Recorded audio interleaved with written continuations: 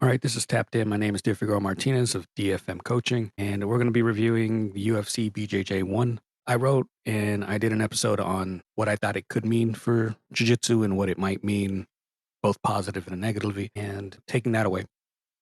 I watched it. I enjoyed the UFC tough Ultimate Fighter vibe, and it was nice getting to know a lot of these guys because I didn't know a lot of these guys, to be honest. But I enjoyed the atmosphere of like getting to know them. For the most part, everyone was respectful.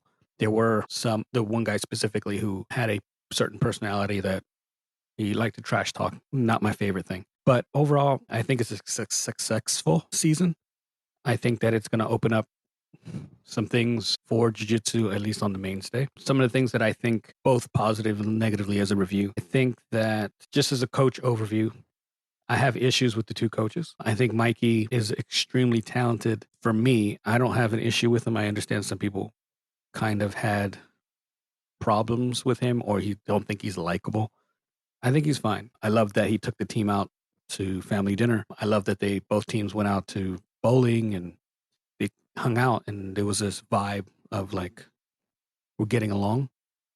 I personally don't have an issue with Mikey being there. I sort of had an issue with Harrison Gabriel being there. I didn't know who he was before this. He's primarily a gi guy, which showed when they finally had their matchup. He didn't seem to be on par with Mikey's leg attacks. He seemed a couple of steps behind, which is natural if you're primarily doing gi. I'm the same way. But you can tell he was a little out of his depth. And again, it's not a knock on him. I think that if someone had offered me the job randomly, I'm doing it. Um, but I think for the show, it it didn't make a whole lot of sense. Name recognition wasn't there. I don't think that he is a quality gi player at that level. And again, there's no knock on someone who isn't. I am not. But most of all, he didn't really coach. There was a language barrier during the matches, oftentimes because most of the competitors were American. He couldn't communicate with them. They had someone else coaching or throwing out what they should be doing during the matches. Often felt like he was off to the side. He wasn't as visible as he probably should have. And again, that's part of the beast. If communication isn't there, or there's a language barrier, it's hard to put yourself front and center if you can't communicate in the heat of an exchange or a battle and your athlete doesn't understand it. So I think it would have made more sense, even if you got someone who was less known, but could communicate with their partners whose skill level was at a high level in no-gi with leg entanglements and leg attacks and so on, that even if the name wasn't there, it would have made more sense because they could have communicated better. They could have built a name for themselves. They could have highlighted their athletes a bit better. Those interactions that you saw Mikey having with everyone would have been better. Mikey, for example, when he had Brazilian athletes competing for him, he was yelling out instruction in Portuguese. So he was able to move within both circles. Unfortunately, Gabriel was not. So some fan consensus from what I can tell and what I've read, they love the high production value and the exposure that the UFC can kind of give. The bowl, the Octagon Bowl or however you want to call it, I know they're not calling it the pit, was a nice touch. I think that it created moments where you thought you could roll out, kind of like the Mikey matchup. Harrison was rolling, trying to get out. Oh, sorry. Yeah, Harrison Gabriel was trying to roll out of this heel hook, and he kind of rolled into the slant of the wall, and there was no more rolling for him. So then he got caught. I think that it created this certain element that even the slanted walls in the pit didn't quite create. I think that it's fun. I like both. I'm a big fan of both. I think it puts everything in the center. There's no running out of bounds. There were a couple of instances where the ref had stopped something because it seemed like people were about to run over the side of the wall. But didn't happen very often. And I like the element. I like the presentation. I loved it. Felt very much like UFC Tough. I enjoyed the storytelling. I enjoyed that you got to learn the various athletes and how they came up. There was a brother-in-law pair that was in there, and you got to learn how they came up, who owned the school, who they were married to. Some of them were new parents. Some like all that is interesting to me because you don't really always get that on the outside. And you might watch an event and there's no pre-up, there's no background to it. You just see a guy who's or a guy or girl who's about to compete, and maybe they do well, maybe they don't, whatever. It doesn't really matter. But there's no connection in that sense. So I think the Ultimate Fighter quality aspect of all of this was a huge benefit, and it created more fanfare in that sense.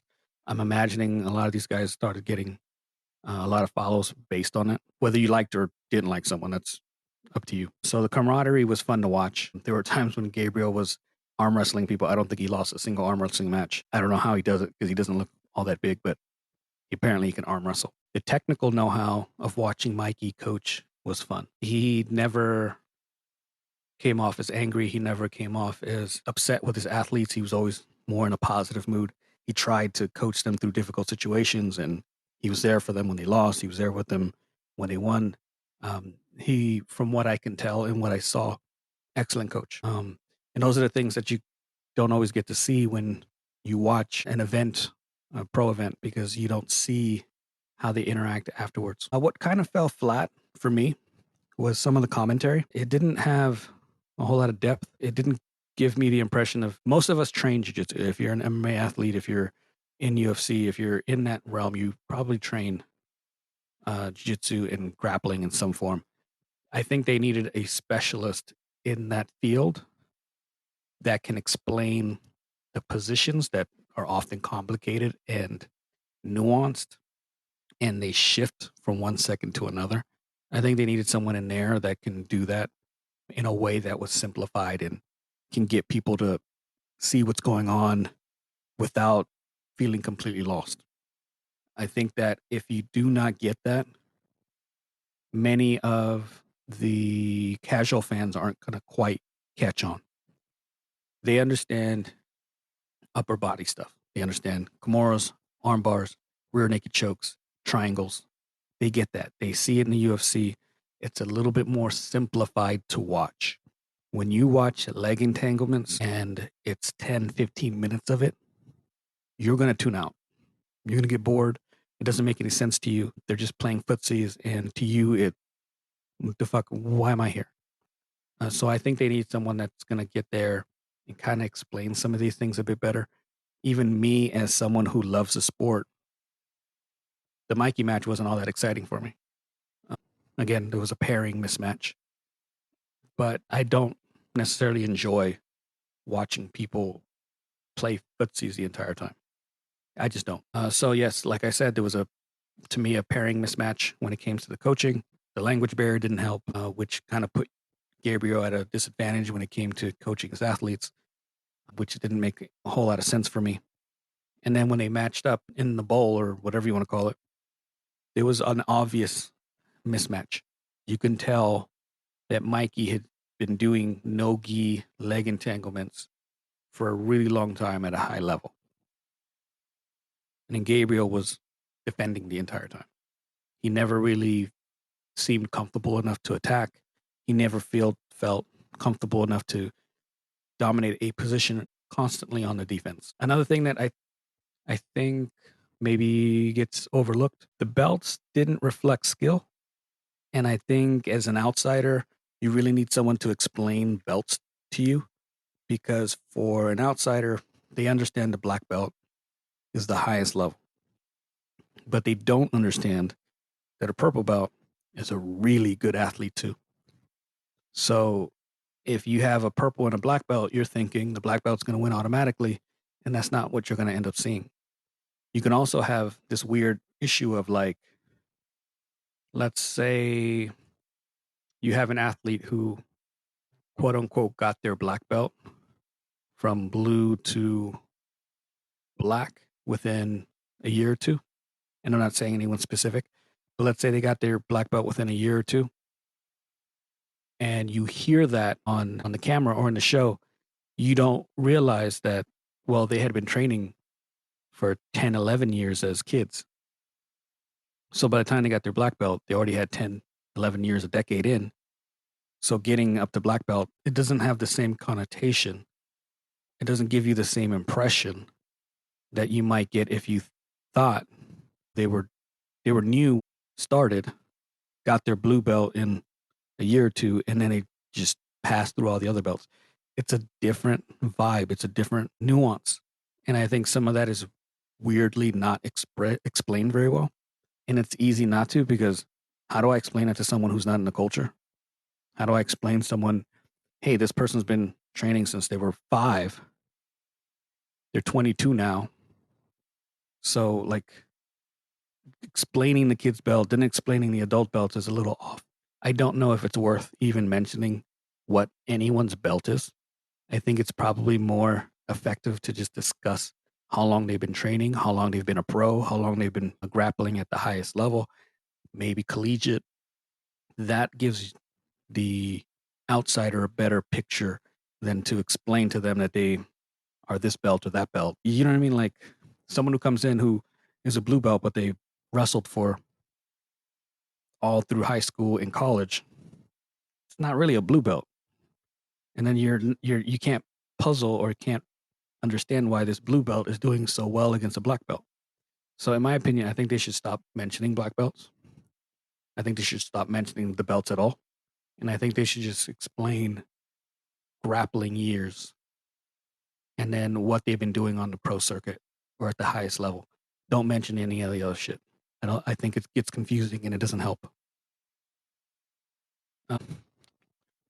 Things I think they could improve a bit, bring in technical insight, add segments within the show or maybe leading up to the show, explaining what guard retention is, what belt disparities are, the positional mechanics of certain things, maybe make it reels within their IG or their YouTube or whatever, or incorporate it into the show so that the casuals can kind of see, oh, this is kind of what they mean. And they don't even have to be long and in depth, just very quick so that you can start building the fans up to understand the positions that they're seeing because they're not MMA positions. While some of them overlap, there's a lot of weird shit that we get into that doesn't fit in MMA. I think they should maybe do coaching breakdowns, analyze how each coach is shaped, then maybe their own paths or the paths of their students, their athletes, point out where Gabriel was unsupported and maybe Musumeci was staged. That's probably an outside thing, but I think that understanding where the two coaches were coming from better maybe would have helped a bit better. I don't even know how to explain it really. But like, for example, they highlighted Musumeci as the most decorated jiu-jitsu athlete or American champion of all time. That's very specific to IBJJF world titles. It is not specific to some of the other things like ADCCs and the pro level and somebody like Gordon Ryan is held at a higher standard than Mikey. Gordon's done a lot more on that pro level than Mikey has. And you can argue that Gordon is the greatest of all time. But they're not touching that because they're being very specific in how they word it because they're talking about world gi championships and what someone did in IBJJF, which they never actually mentioned that organization. So I think the way we're explaining coaching is going to get weird. And I think it needs to be a little bit more honest in a way. I understand you don't want to mention certain companies, but if you're going to mention someone's pedigree, you sort of have to. Again, discuss belts. It's going to be huge. I think they need to engage more with fans somehow. I understand they want to have it at the Apex, but somehow maybe events outside of that are going to be beneficial.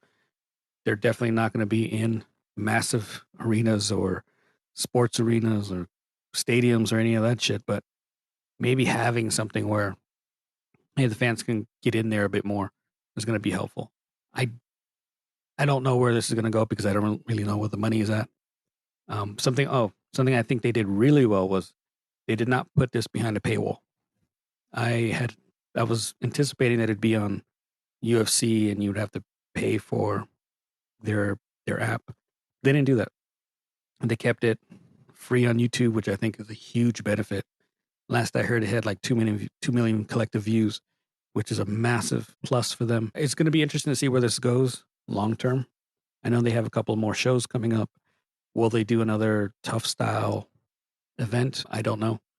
I would like to see one. Long term, I'm hoping that this builds UFC, this builds Jiu-Jitsu specifically, but I have major concerns when it comes to pay, what it does to the culture, what it does to small gyms, just everything else that goes along with UFC being such a beacon for attention. And the UFC's major focal point is not culture, it's not benefiting athletes, it's not benefiting an art, it's entertainment. And if that's your focal point or your driving force, you're willing to neglect all the other things for engagement and money. That what does that do to the brand? What does that do to jiu-jitsu? What's that do to jiu-jitsu culture? It's all going to be, wait and see. But it's interesting. We'll see how it goes.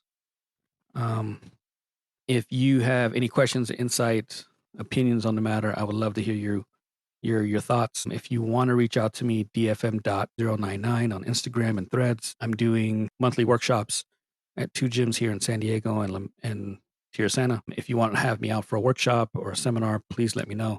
I'm always available. Again, thanks for everything. Until next time.